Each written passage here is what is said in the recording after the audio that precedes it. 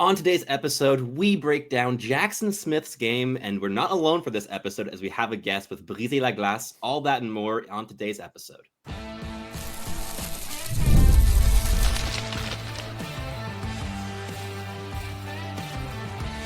You are Locked On NHL Prospects, part of the Locked On Podcast Network. Your team every day.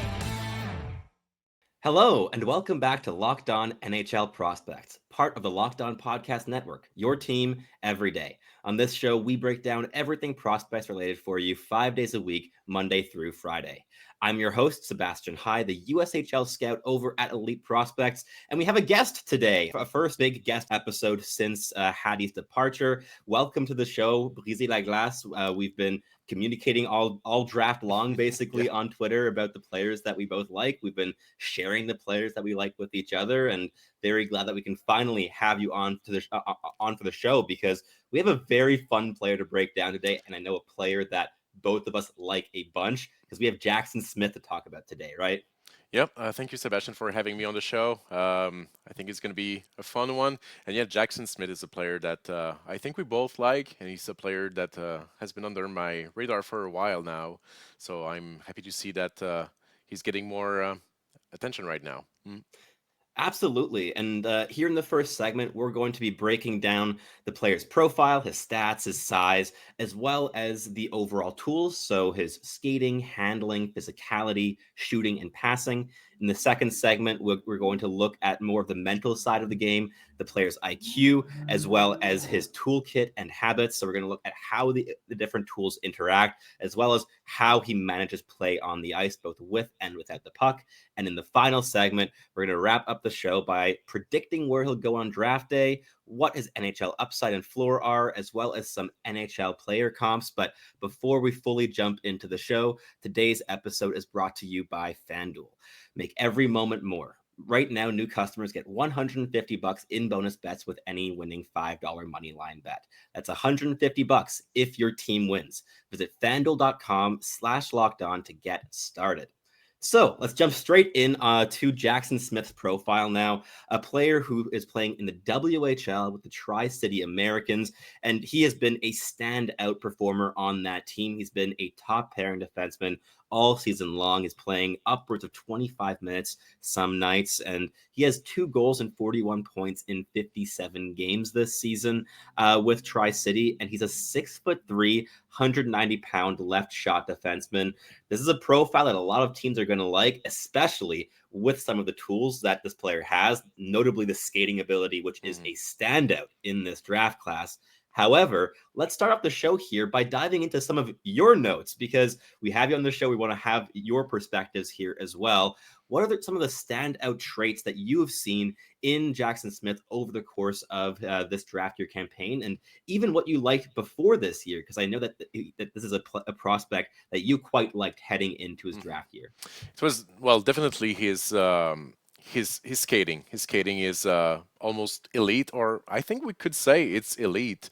So he's a very good skater. He has amazing speed, very good lateral mobility as well, and he has everything you want. He has a very good shot. He can pass the puck. He has decent puck handling as well.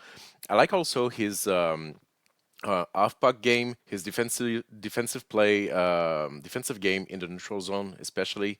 I think in his own zone, sometimes it's inconsistent, but against the rush, he's one of my favorite players this year, one of my favorite defensemen.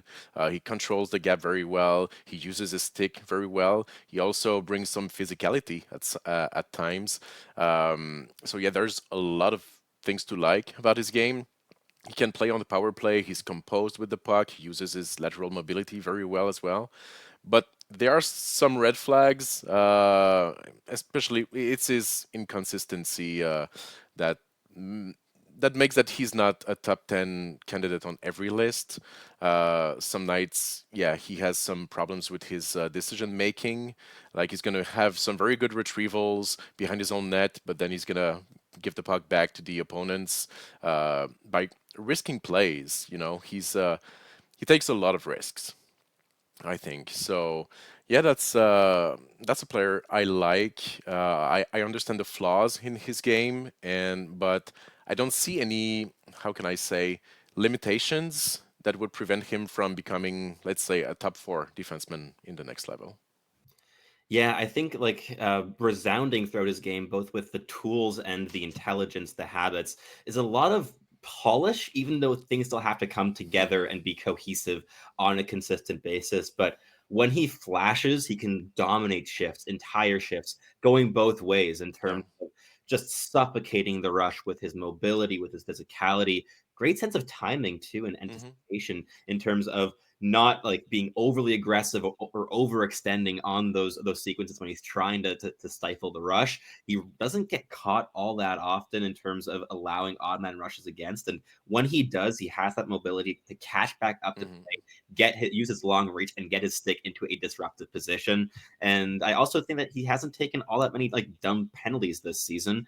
No. 40 penalty minutes in 57 games as a 25-minute a night defenseman on a pretty immature team as a whole in Tri Hmm. City is nothing to worry about, I think, at all. And I think that the maturity with how he thinks the game and that composure that you mentioned on puck also, I think, is very clear. On the defensive side of things, he doesn't panic even when facing the most dynamic rushers in the entire WHL. Like I remember watching a game against Spokane where Berkeley Catton was just like repeatedly trying to attack Hmm. Jackson Smith's side of the ice. And it was one of the rare times this season where Berkeley Catton hasn't had his way at the WHL level. This is a guy that has 31 points in his last 10 games. Pretty stupid stuff ever since Andrew Crystal was acquired. Yeah. But Jackson Smith and his elite mobility and the physicality layers into the rush is something to really like write home about. A lot to like Hmm.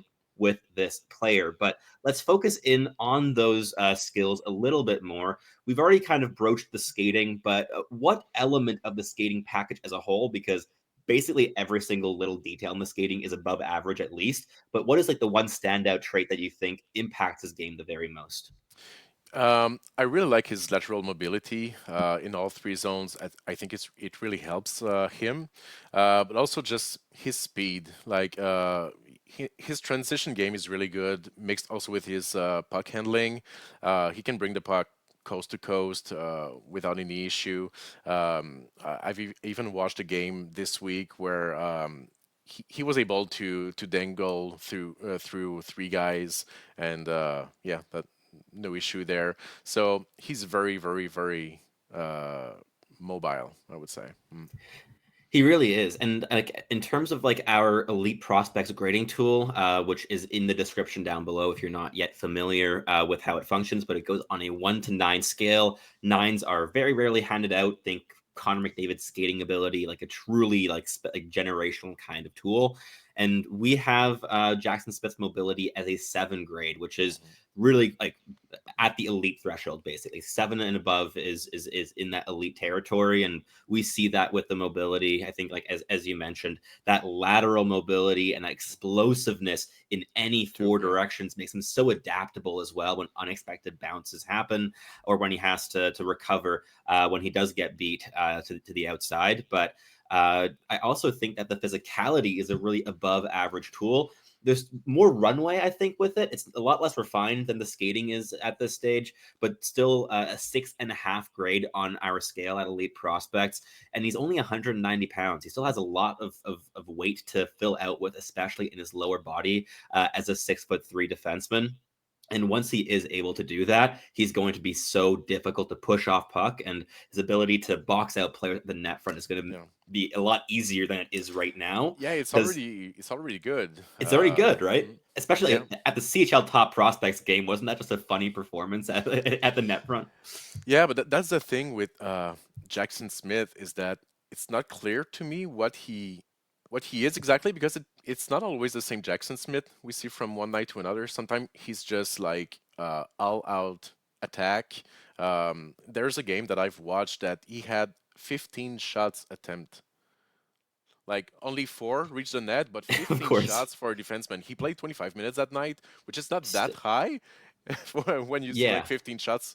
But some nights he's not that offensive, but his defensive game and physical game is really really good. It really is. But to talk a little bit about those offensive tools that I Yeah. still think have flashed quite brilliantly at times this season, if definitely a lot more inconsistently than the defensive side of his game. The shot hasn't been a real goal scoring tool, in my No. opinion, but it's a really solid playmaking tool. He's very selective with the shots he takes. He's not just going to score with a howitzer from the blue line. He's not really a one-timer threat, but he has a heavy shot and he uses Mhm. that to shoot into traffic. He times that very well with flybys from teammates, and he keeps his shots very low typically Mhm. to go for the pads and to get those rebounds to create havoc and confusion rather than a clear out and out goal scoring opportunity. Yeah, there's some inconsistency, I would say, with his shot accuracy and maybe even Yeah. shot power. But yeah, sometimes his slap shot from the blue line is pretty good. So not sure if he's gonna become like a first PP guy, but I think he could become like the quarterback on the second power play unit. He's a really good connective passer. I Hmm. think perhaps rather than being the most proactive playmaker at this stage in his development, but the passing lanes that he's able to identify, the vision, the processing speed at hitting those immediately, and the deception he integrates into all of that makes him, I think, a better playmaker as a whole than just a pure passer.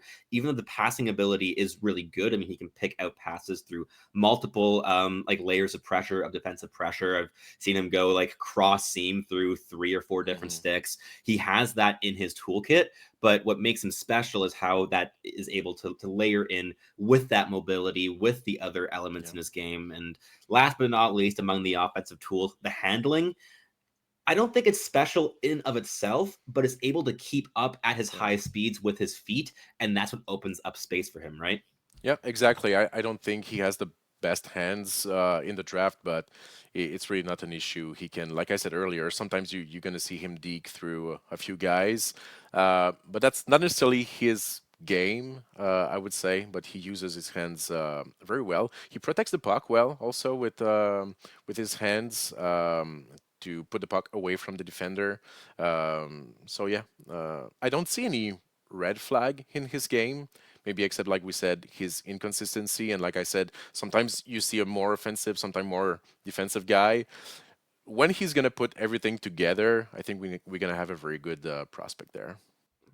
I fully agree. And we'll explore that a little bit more in the next segment, where we'll be breaking down the overall toolkit, how these tools interact, as well as the intelligence and the habits of how he comports himself on the ice, both in the offensive zone, in transition situations, and against the cycle defensively. All that and a lot more after these messages from our sponsors. Looking for a snack that's both delicious and nutritious? Crack into a good source of protein with Wonderful Pistachios. Wonderful Pistachios is one of the highest protein nuts. Each 1 ounce serving has 6 grams of protein, giving you over 10% of your daily value. Plus, they're packed with fiber and better for you unsaturated fats to help keeping you feeling fueled for longer. Personally, I love the no shells variety. It's the perfect grab and go snack for my busy days. Whether I'm snacking at my desk, on a road trip, or just need a quick protein boost, they're always my go to. And if you love cracking open every shell for that satisfying crunch, the in shell variety are a classic favorite. Get snacking and get cracking with a snack that packs a protein punch. Visit wonderfulpistachios.com to learn more. All right, let's continue our discussion about Jackson Smith here with Briser La Glace. And of course, for those listening, if you aren't already, go follow Briser La Glace on Twitter, YouTube, wherever you want to listen to your podcasts. You guys have some excellent and consistent draft content that's been coming out all year. And this is especially for the Francophone listeners among our group. I think the English listeners might have a slight language barrier for the accessibility, but fantastic content there nonetheless. Thank you. I appreciate. Oh, my pleasure. But let's continue here with the toolkit first and foremost. And one thing I want to highlight here, because the best tool in Jackson Smith's toolkit that everything else is kind of interwoven with is that mobility. The skating is what defines him. Everything else in his game is elevated by that mobility and just how efficiently he's able to get from A to B in any direction on the ice. But that skating and physicality combination, in terms of the rush defending, has been when it's been on its game, completely dominant against junior Mhm. competition this season. At the CHL Top Prospects game, I don't think that there was a single player that was even half as effective as Jackson Smith in terms of stifling the rush. Physically, he looked like a man amongst boys in that game, and these are with some of the most talented players in his age group in Canada. So I think he stood out a lot to me in that performance. But beyond just those like little snippets of his overall WHL season this year, it hasn't been quite as consistent as perhaps that performance made it look. Mhm. But still, the rush defending has to be one of the the two best in the draft class at least. Yeah, for me, he's among the best, and I think it's something we don't talk about enough for Jackson Smith. We always hear about his skating, his offensive upside, but yeah, to me, that's one of his biggest strengths is how good he is against the rush. I fully agree, and we see this in the NHL time and time again of mobile physical defensemen that are perhaps trying to find their niche in the NHL over the first 5 or 6 years of their careers. But when they start focusing on just being elite rush defenders, I'm thinking of players like Jared Spurgeon, for instance, their careers completely take off and just how dominant they can Hmm. be in terms of completely just cutting it off at the head and just preventing entries, period. And Smith has these kind of habits mostly figured out at the age of 18, which we don't see every single year, I think, in this kind of profile as a big physical And defenseman. he's And not even 18 yet. I think he's turning in 18 in May. If I, he's a May 13th yeah. birthday. Yeah.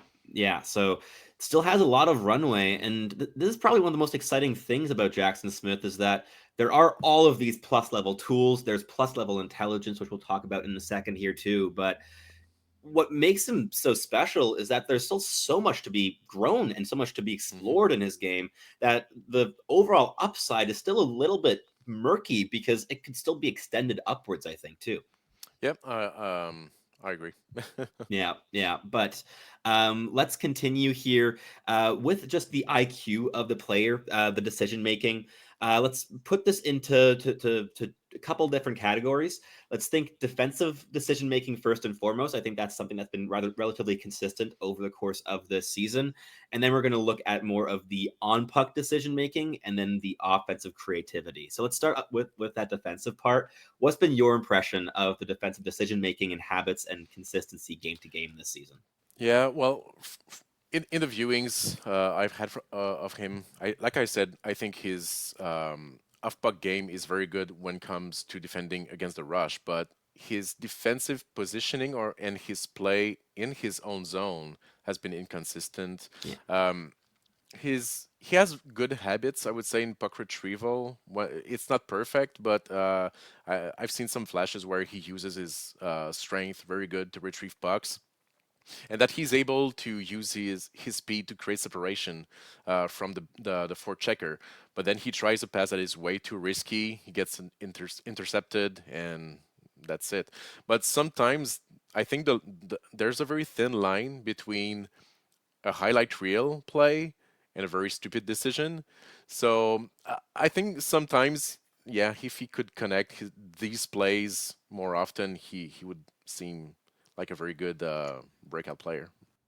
And I also think that context is playing a key role there. If you were on a team like Spokane, for instance, Yeah. playing with Crystal and Catton, his breakout and transition game offensively would definitely shine a lot more. Whereas with Tri City, doesn't have that level of support. And also in terms of just complex offensive thinkers, there aren't that many in Hmm. that lineup. There are a couple that are pretty intelligent, but there's a bit of a disconnect in terms of the creativity gap in that team, which has made things a bit more difficult for Smith this season. But last but not least for this segment, let's talk about some of the habits and things that we've already talked a little bit about and mentioned earlier on the show. But I want to talk about the retrievals and rush defending because in terms of projecting this player, we're going to look a bit at the offensive game after this, but the defensive part of the game and finding consistency as an in-zone defender against the cycle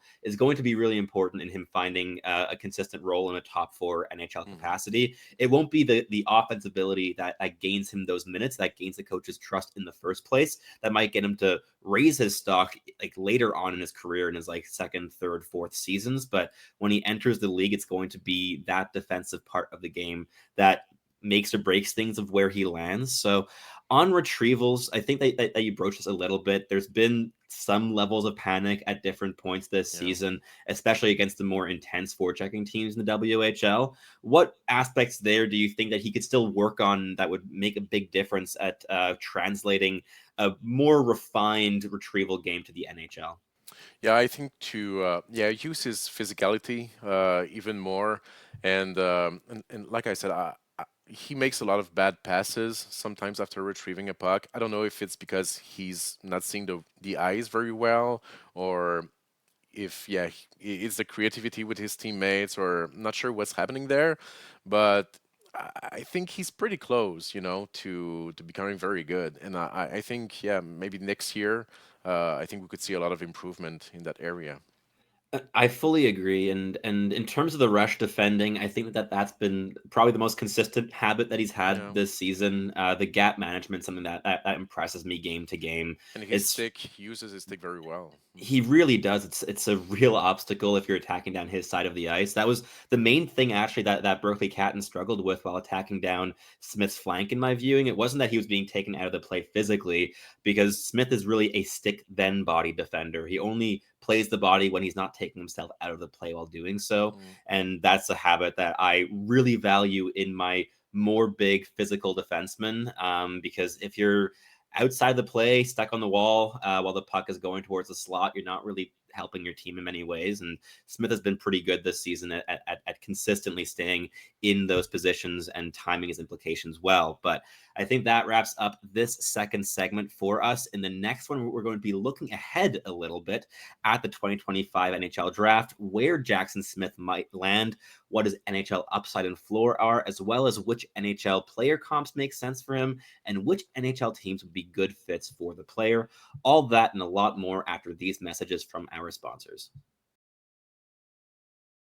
When the game tips off, the NBA action is just getting started, and there's no better place to get in on it than FanDuel, America's #1 sportsbook. With FanDuel, you can place live bets throughout the game, so even if you missed the opening tip off or want to bet on a fourth quarter comeback, you can stay in on the action. And if you're looking for a bigger payout, you can even combine your live bets into a same game parlay.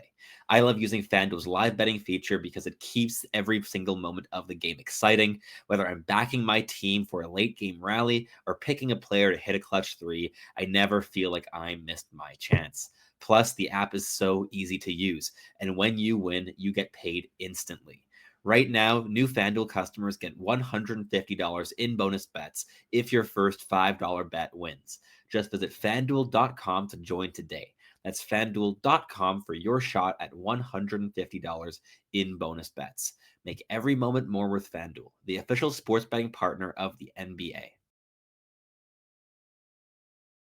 All right, let's wrap up the show here with our guest, Briser La Glace. And let's start off with some draft day predictions. We talked about this a little bit going into the show.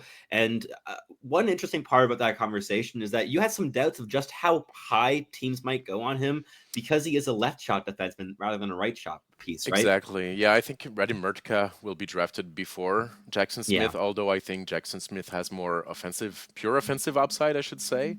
But also, one thing we said is that there are many centers that are rising on the list. We talked a lot about Caleb Desnoyers, but also Anton Frandel and Jacob Ryan. So I think teams will be interested with the big right-handed shot defensemen, but also all the centermen that are available this year. So I think we could see a team drafting Jackson Smith maybe as high as seventh overall.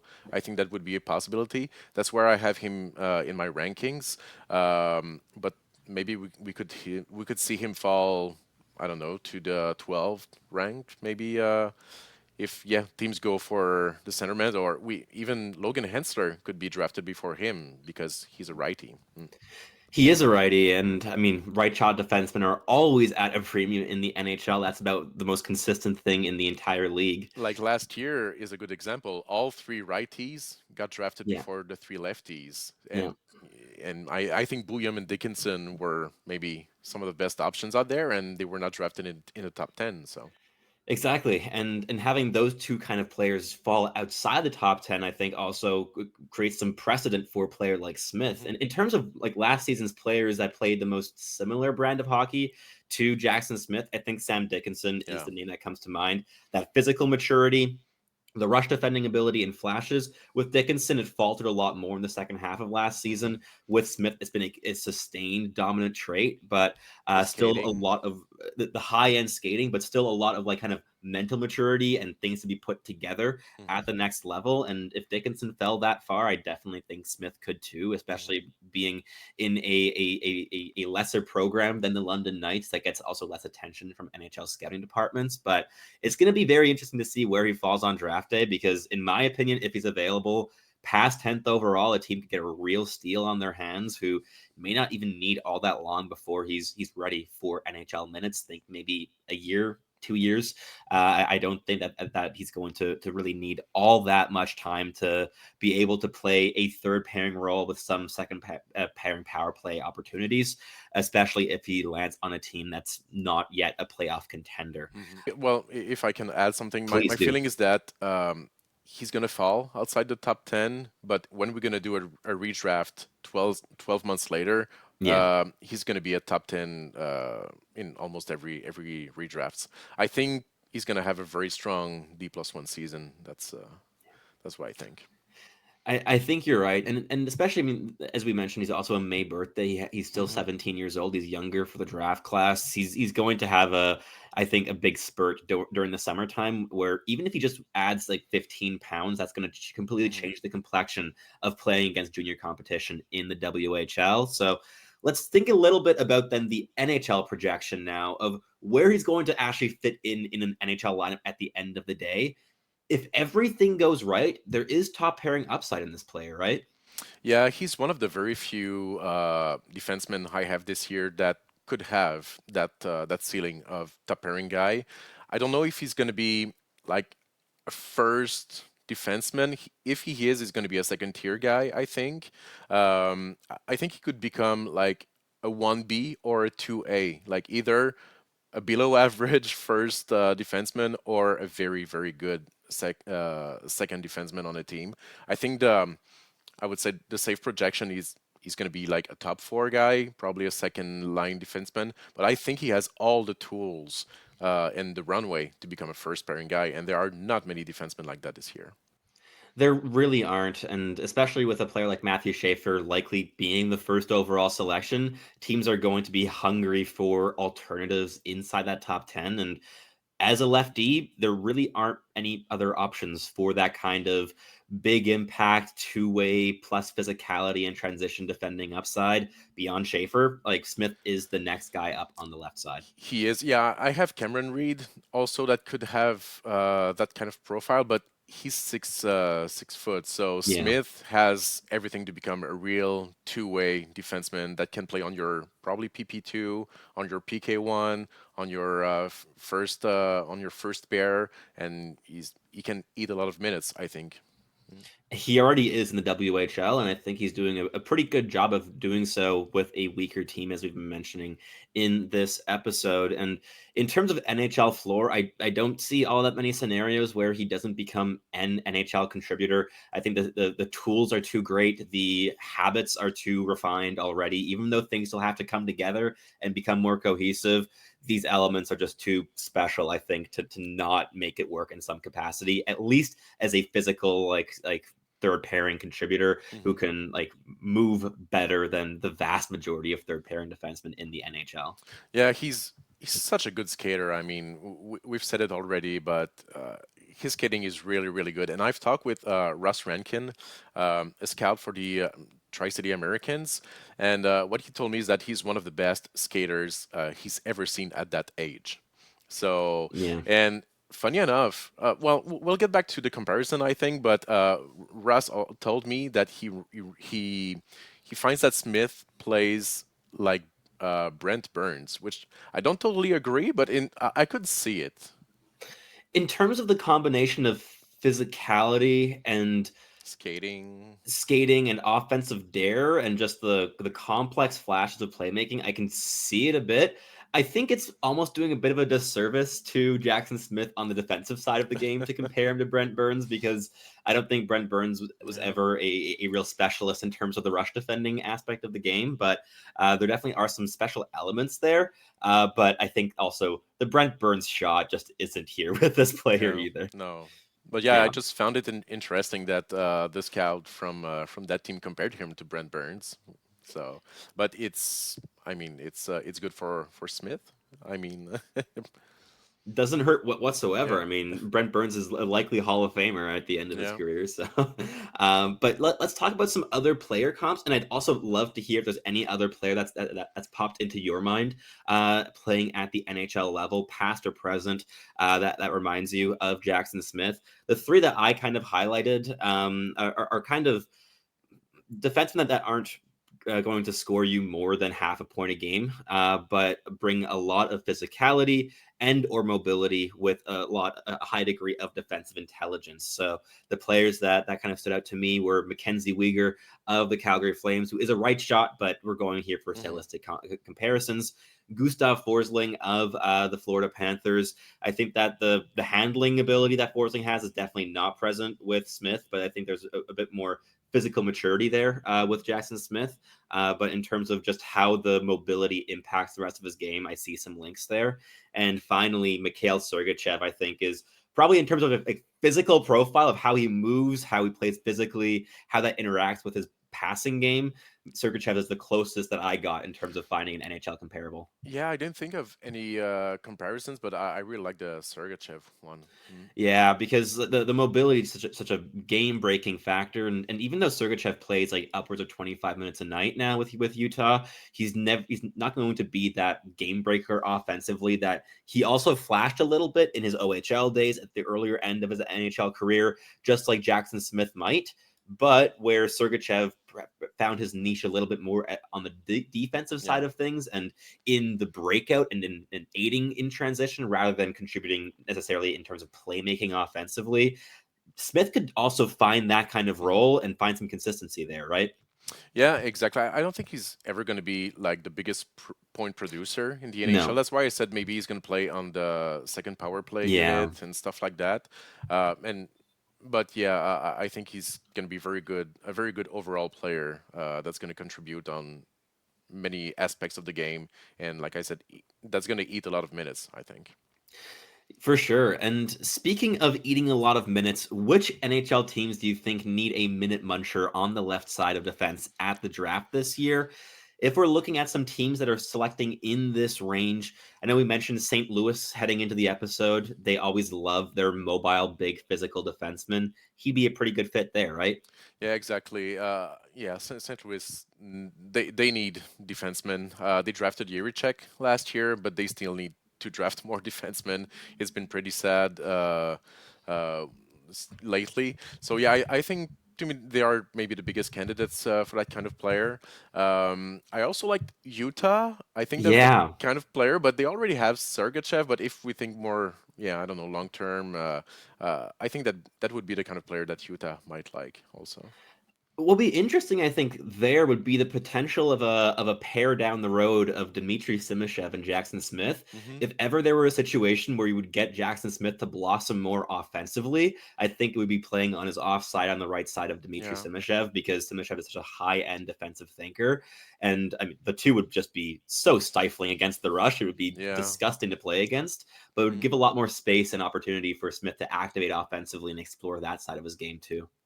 Yeah, exactly. So yeah, these are the two teams that I saw that based on where they're gonna draft. Uh, I think those would be very good fits. I don't know if you have any other teams that you see could be interesting for Jackson Smith. I think the one other team that stood out to me would be the Pittsburgh Penguins. They Yeah. need help in any way, shape, or form they can get at the draft. This is a team very much in the rebuilding stage now, and we're going to see if they make more trades by the deadline, but they've already offloaded Marcus Pettersson. That's been their most consistent left shot defenseman for the last 5 to 7 years. And I think that they're going to need to find a replacement internally at some point.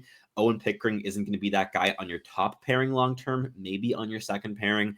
But drafting a player like Jackson Smith, who could also play in maybe the twilight years alongside either of Chris Letang or Erik Karlsson, that could also be an interesting way of introducing him to the NHL and learning from those activation and offensive habits from those players. Yeah, I totally agree with the Pittsburgh Penguins. That's also a team I had in mind, but they have the pick from the New York Rangers. But I think the New York Rangers will climb the rankings probably, and they won't be able to draft Smith with that. And with their own pick, they're currently at sixth, I believe. Yeah. So I think that might be early for Jackson Smith. So that's why I didn't mention it. But Jackson Smith in Pittsburgh would be a very, very good fit. And if there were a GM to take a big swing on a player like Jackson Smith, I think Kyle Dubas would really like that kind of profile. And they need a number 1D for the future. Well, they need everything. They need everything. they need a couple rebuilding seasons to sort things out. We know they're going to win the lottery next year and have Gavin McKenna, so it's not a problem. Gavin McKenna, you're going to have Crosby to play like one last season, hand over to the reins, and then McKenna's going to be scoring a point a game all over again as the Pittsburgh cycle continues. And Washington and Pittsburgh will never live it down. But I think that wraps up this third segment. Thank you so much to Briser La Glace for joining us on the podcast. We're trying to organize this for a little while now and very happy it came together. We're definitely going to try to have you on for at least one more show before draft time to also maybe go through your own ranking board at some point later down the road. But that wraps things up here. If you're listening on your favorite podcasting platform, please make sure to make us your first listen of the day. For your second listen of the day, you can head on over to Locked On Fantasy Hockey, where Flip and Steel break down everything in the fantasy world and where you can build not only the most sustainable, but the most competitive fantasy roster. And if you're watching on YouTube, please like, subscribe, leave us a comment down below. What are your thoughts on Jackson Smith if you've caught a viewing? Do you think that your team should draft this player? Why or why not? And also, please do, again, check out Briser La Glace at briserlaglace-podcast.com or on YouTube, Twitter, Spotify. I think your work is pretty much everywhere at this point, right? Yeah, exactly. It's unfortunately all in French, but if there are some French listeners there, je vous attends. We definitely have some Quebecois listeners on the podcast, so I'm sure we're going to be able to shuffle a few people in your direction. But that wraps things up here for us today. Thank you so much for listening, and we hope that you tune back in very shortly.